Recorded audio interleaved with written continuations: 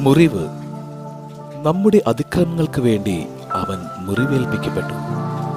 അവന്റെ ക്ഷതങ്ങളാൽ നാം സൗഖ്യം പ്രാപിച്ചു.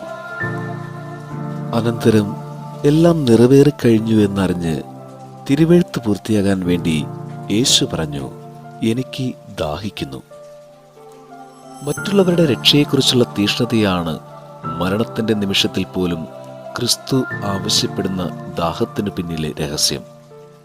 ദൈവമേ, സ്വാർത്ഥതയുടെ നിറവിൽ ജീവിച്ചുകൊണ്ട് സ്വന്തം ജീവിതത്തെയും മറ്റുള്ളവരുടെ ജീവിതത്തെയും ദൈവിക രക്ഷയിൽ നിന്ന് അകറ്റി അങ്ങയെ മുറിപ്പെടുത്തിയതിന് മാപ്പ്. ഇനി കുരിശിലെ രക്ഷയുടെ രഹസ്യം സ്വന്തമാക്കുവാനും മറ്റുള്ളവരെ ആ രക്ഷയിലേക്ക് നയിക്കുവാനും എന്നെ പഠിപ്പിക്കണമേ.